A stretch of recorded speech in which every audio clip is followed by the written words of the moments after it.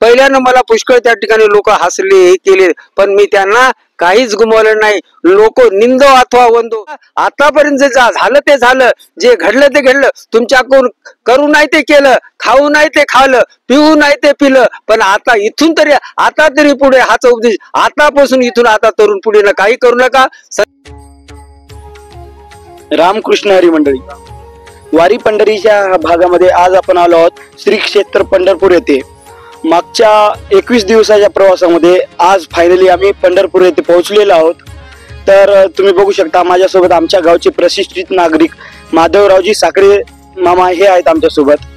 मामाच्या बद्दल सांगायचं म्हणजे ह्यांच्या आयुष्यातील ही 25वी वारी आहे आणि मी बरेच वेळेस यांना आग्रह केला होता, मामा तुमच्या वारकरी संप्रदायाला सुरुवात कशी झाली, पहिली वारी तुमची कशी होती, तुम्हाला काय काय अनुभव आले, अशा बऱ्याचशा गोष्टी विचारण्याचा मी खूपदा प्रयत्न केला. पण ते म्हणले की आपण जेव्हा पंढरपूरला पोहोचू तेव्हाच मी तुला माझी मुलाखत देईल. तर आपण जाणून घेऊया मामाच्या पहिल्या वारीपासून ते आज ही 25वी वारी आहे वयाची. तर याबद्दलच्या प्रवासाबद्दल रामकृष्ण हरी मामा. रामकृष्ण हरी माऊली. माझं नाव श्री माधव रानोटे साखरे, राहणार अर्धापूर, तालुका अर्धापूर, जिल्हा नांदेड या ठिकाणी राहतो. मी या ठिकाणी जवळजवळ 25 वर्ष त्यापासून या ठिकाणी वारी करीत आहे. माझ्या वारीचा अनुभव याने विचारला तर खरोखर मी त्या ठिकाणी 25 वर्षापासून मी टेक्सकॉम मध्ये नोकरी करीत होतो. पण असं सहज 1977 ला मी सहज मारुतराव महाराजांचं कीर्तन ऐकलं की आता तरी पुढे हाच उपदेश करू नका नाश आयुष्याचा. हे कीर्तन ऐकल्याबरोबर माझं जे मी नोकरी करीत होतो ना, माझ्या जीवनामध्ये परिवर्तन घडलं. आता आपण काहीतरी बाबा संसाराचं केलं, सगळं केलं, आता परमार्थ काहीतरी करावं म्हणून मी तेव्हापासून माझी हे केली. मग आमच्या गावाला 1977 केशवराव महाराज मठामध्ये त्या ठिकाणी आमचे मारुतराव महाराज आले होते आणि मारुतराव महाराजाच्या हाताने मी त्या ठिकाणी माळ घातली. तेव्हापासून मी त्या ठिकाणी वारी त्या ठिकाणी कंटिन्यू करतो. त्या ठिकाणी पहिल्यानं मला पुष्कळ त्या ठिकाणी लोक हसले हे केले, पण मी त्यांना काहीच गुमावलं नाही. लोक निंदो अथवा वंदो, माझा धंदा म्हणून मी पांडुरंगावर देह जाओ अथवा राहो, पांडुरंगी माझा दृढ भाव असा निश्चय करून मी त्या दिवसापासून त्या ठिकाणी पंढरीची वारी त्या दिवशीपासून करतो मी त्या ठिकाणी. आणि मला खरोखर त्या ठिकाणी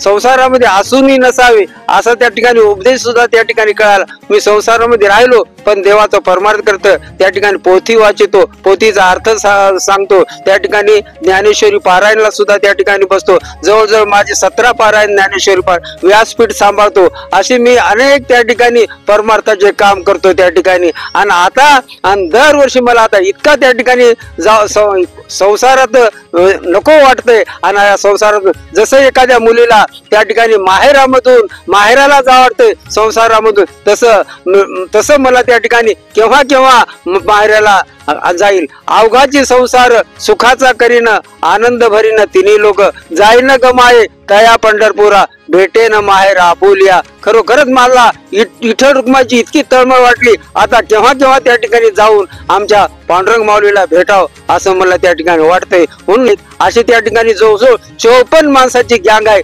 दरवर्षी आम्ही 40 ते 50 त्या ठिकाणी एक टेम्पो करतो आणि त्या ठिकाणी श्री हरिभक्त परायण श्री हरी महाराज पासदगावकर यांच्या दिंडीमध्ये सामील होऊन आम्ही त्या ठिकाणी आळंदीहून त्या ठिकाणी पंढरपूरला त्या ठिकाणी पायी त्या ठिकाणी चालत जातो. आणि खरोखरच आमचे महाराज सुद्धा आमच्या दिंडीमध्ये त्या ठिकाणी पायी चालून आम्हाला त्या ठिकाणी काकडा भजन, आम्ही जेवढे तरी नाही तर ते आम्हाला काकडा भजन शिकीत आणि म्हणीत आम्ही त्या ठिकाणी आनंदाचा आनंद घेत आम्ही पंढरपूरला त्या ठिकाणी येतो. खरंच असा सुख सोहळा मला त्या ठिकाणी आतापर्यंत कुठे भेटला नाही. पण याच्यामध्ये दरवर्षी मला या ठिकाणी उत्कंठा वाटते की दरवर्षी त्या ठिकाणी आमचे त्या ठिकाणी सतीशराव या ठिकाणी आमची मुलाखत या ठिकाणी झाली. खरोखर त्यांनी म्हणले बाबा तुमची मुलाखत घेतो. खरोखर त्यांचे सुद्धा मी त्या ठिकाणी धन्यवाद म्हणतो. आणि खरोखरच त्यांनी आम्हाला या ठिकाणी मुलाखत घ्यायला सांगितली आणि घेतली आणि आम्ही या ठिकाणी बोलायला लागलो. खरोखरच मला त्या ठिकाणी इतकं त्या ठिकाणी चांगलं वाटतंय, नको आता त्या ठिकाणी संसार वाटते. आणि या संसारामध्ये काय पडलं मी तुम्हाला सुद्धा सांगते. आता तरी पुढे हाच जसं तुकाराम महाराज आता काय संसार कसा आहे म्हणले, जसं त्या ठिकाणी पाण्याची आई असते ना, पाण्याची आई, आणि हरण त्याला वाटतंय त्याला पाणी समजते आणि पाणी समजून त्या ठिकाणी हरण पियाला जाते पण त्या ठिकाणी किती पळालं तर त्याला पाणी भेटत नाही. अखेरला पळून पळून पळून एक दिवस मरून जाते. तसा आपला संसार आहे. म्हणजे संसार आपल्या संसारात हे नाही ते नाही हे नाही करीत करीत करीत आपण एक दिवस मरून जाणार आहे. म्हणून आपल्या या संसारामध्ये कधीच पूर्ण होत नाही.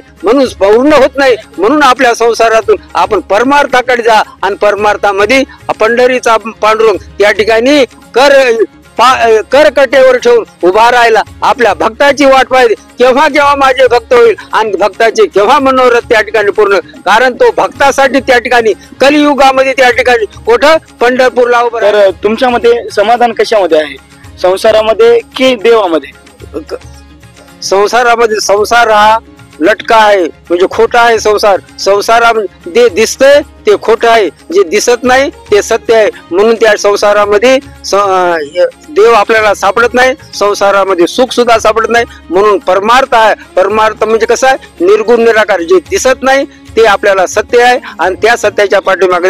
म्हणून देव कसा आहे, निर्गुण निराकार आहे. म्हणून त्याच्या पाठीमागाला लागा, त्याचं भजन करा, त्याचं पूजन करा आणि त्यामुळे देवाला प्रसन्न करून घ्या. हेच याच्यामध्ये परमार्थामध्ये गोडी आहे. आणि परमार्थ करायचा असेल तर 5 गोष्टी तुम्ही लक्षात ठेवा. त्या ठिकाणी 5 गोष्टी. एक, परस्त्री माते समान माना म्हणले त्या ठिकाणी. आणि दुसऱ्याचं धन त्या ठिकाणी कसं माना म्हणले, एखाद्या मातीप्रमाणे माना. आणि त्या ठिकाणी आणि खरोखर रात्रंदिवस नामस्मरण करा. आतापर्यंत ज्यानं नामस्मरण केलं त्याचं कल्याण झाल्याशिवाय राहणार नाही. म्हणून संतांची संगती घडावी, सदा सज्जनाची सावली नसावी कधी दुर्जनाची. म्हणून त्या ठिकाणी संगत सज्जनाची ठेवा, संतांची ठेवा. आणि संतांच्या संगतीमुळे काय फायदा आहे हे तर तुम्हाला आताच मी त्या ठिकाणी सांगितलेलं आहे. त्या ठिकाणी नाम हे एवढं श्रेष्ठ आहे. आणि त्याच्यापेक्षाही अन्नदान सुद्धा त्या ठिकाणी श्रेष्ठ आहे. अन्नदान करा.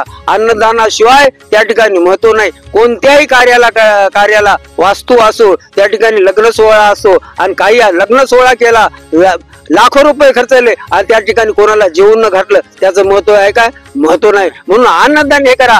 एका राजानं सांगितलं होतं, त्यानं अन्नदान केलं नाही पण त्या ठिकाणी स्वर्गात गेल्यावर त्याला सुद्धा तिथं त्या ठिकाणी सुख भेटलं नाही. त्याला त्या ठिकाणी देवानं सांगितलं, जाय तू मेला आणि तिथं मांस खाऊ नये. हे गरुडा पुराण मधलं मी एक त्या ठिकाणी छोटस सांगितलं. म्हणून त्या ठिकाणी माणसानं अन्नदान केलं तरी स्वर्गामध्ये भेटतं, नाही तर आपण आपलं मांस खाण्यासाठी यावं लागतंय. म्हणून अन्नदान हे सगळ्यात महत्व आहे. आणि एकदा अन्नदान कसं करायचं, सत्पात्री करायचं. ज्या ठिकाणी सत्पात्री अन्नदानाला महत्व आहे. म्हणून ज्या ठिकाणी जे लागतंय. मामाश्री, सत्पात्री अन्नदान म्हणजे नेमकं काय असतं ते आमच्या म्हणजे की बघणाऱ्या प्रेक्षकांना कळायला पाहिजे. आणि खरोखर सत्पात्री म्हणजे काय, ज्याला भूक लागली त्याला रोटी देणं, ज्याला तहान लागली त्याला तहान दिलं. नाहीतर पुष्कळ लोक त्या ठिकाणी भिकारी. आपण एकाला काढली की 100ची नोट दिली आणि 100ची नोट दिल्यानंतर तो घरी जाऊन लेकराला अन्नदान खाऊ घालीत नाही. बरं, भट्टीवर जातो, 100 रुपयाचे दारू पितो, ढसढसा पितो, रस्त्यानं होळी देतो आणि होळी आल्यानंतर त्या ठिकाणी घरी बायकोला मारतो, लेकराला मारतो. मग आपल्याला 100 रुपये दिलेले त्याचं आपल्याला का पुण्य भेटेल काय? उलट त्या ठिकाणी पाप भेटते, पाप घडते. म्हणून पुण्य करता पाप घडते. म्हणून असं त्या ठिकाणी कुपात्री दान करू नका, सत्पात्री दान करा. ज्याला भूक लागली त्याला जेवायला द्या, ज्याला तहान लागली त्याला पाणी द्या. हेच त्या ठिकाणी अन्नदानाचं महत्व आहे. आणि खरोखरच तुम्हाला पैसा किती द्या, पैसा तुम्ही पुरे त्या ठिकाणी नको म्हणणार नाही. किती पैसे द्या, किती वस्त्र द्या, पण अन्नदान जर तुम्हाला दिलं तर पोट भरल्याबरोबर, तृप्ती झाल्याबरोबर नको म्हणा. म्हणून अन्नदान हे सगळ्यात श्रेष्ठ आहे. तर मामाश्री, तुम्ही म्हणत होतात की 1970ला महाराजांनी तुम्हाला माळ घातली, तुम्ही स्वतः परमार्थाकडे गेलात आणि तुमच्या जवळील मित्र संगती हसत होते. तर मग त्यावेळेस पहिली वेळेस जर वारीमध्ये येताना तुम्हाला नवीन काय अनुभव भेटला? मी पहिल्यानं जर मला वारी करायची इच्छा झाली, आमच्या गावातील त्या ठिकाणी चेअरमन होते मारुतराव कानोडे, त्यांच्या बरोबर आम्ही पायी जाण्याचा निर्णय घेतला. आणि पायी जाण्याचा निर्णय घेतला तर आम्ही पहिल्यांदा सुरू कोणाच्या वारीत होते मध्ये त्या ठिकाणी तरोड्याची एक वारी होती, त्या नागुराव पाटलाची, त्याच्या वारीमध्ये. आणि खरोखर त्याच्या वारीमध्ये आम्ही भजन म्हणत मला काय तेवढं येत नव्हतं, पण त्याच्या बरोबर राहत राहत आम्ही भजन करीत करीत आलो आणि तेव्हापासून मला त्या ठिकाणी या असलेल्या वारीची गोडी लागली. नंतर काही दिवस तिथं केली, नंतर आपल्या श्रीहरी महाराजाच्या याच्यामध्ये राहिले आणि आता त्या मध्ये जवळजवळ आता 17 वर्ष झाले या श्रीहरी पासदगावकर या महाराजाच्या दिंडीमध्येच आता मी दर वारीला येतो. तर तुम्ही आता बघू शकता की मामांनी आपल्या 25 वर्ष झाले वारी केलेली आहे. तर तुम्ही तरुण पिढीसाठी काय एखादं उद्दिष्ट देणार की त्यांनी पण वारकरी संप्रदायाकडे ओढ लागावी, त्यांना पण देव नामस्मरण करण्याची ओढ लागावी, याबद्दल तुम्ही काही त्यांना म्हणजे उद्देशित करणार का? तरुणपणा मुलांना मी हे सांगणार, पण मी 14 तरुण होते तेव्हा मला फक्त एक अभंग आता तरी हाच उपदेश करू नका नाशास. त्याने जर असं केलं आणि खरोखरच त्याने वागलं की कोणतं व्यसन घडू नये माणसांना. व्यसन हे असलेली 10 पैशाची पुडी किंवा 30 पैशाचा तोटा पण त्या माणसाला फार हानिकार करते.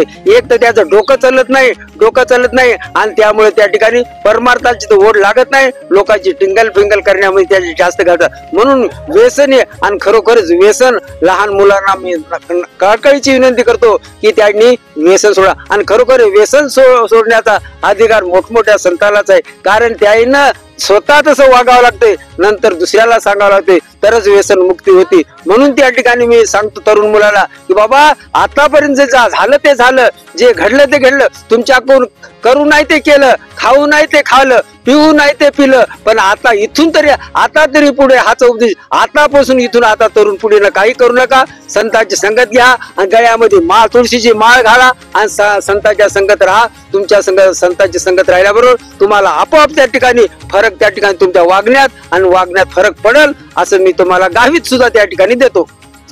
आणि यानंतर एक प्रश्न मामा की आई बाबाची सेवा करण्यामध्ये पण परमार्थ भेटतो का? हा, मुख्य आई वडिलाची सेवा आहे. त्या पत्नीनं कोणत्या तीर्थयात्रेला जात नाही, पतीची सेवा करा आणि लहान मुलांना आपल्या आई वडिलांची सेवा करा, तीर्थयात्रेला करायची नाही. आई वडिलाची सेवा हीच त्या ठिकाणी ईश्वर सेवा होती. म्हणून आई वडिलाची सेवा करा आणि आई वडिलाची सेवा नसेल मग त्या ठिकाणी देवधर्म तुम्ही करा.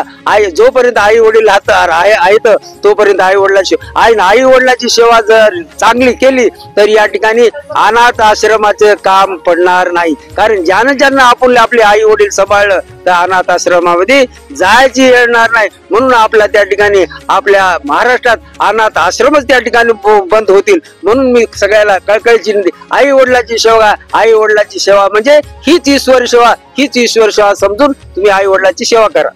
तर मित्रांनो बघू शकता की आमच्या साखरे मामांचा हा 25 वर्षाचा अनुभव आहे आणि असेच नवीन व्हिडिओ आमच्या वारकरी संप्रदायातील माणसांचे, आमच्या माय माऊलीचे भक्तांचे व्हिडिओ पाहण्यासाठी तुम्ही आमच्या चॅनलला सबस्क्राईब करा. व्हिडिओ आवडला असेल तर त्याला लाईक करा आणि तुमच्या जवळील मित्रांना पाठवा. रामकृष्ण हरी.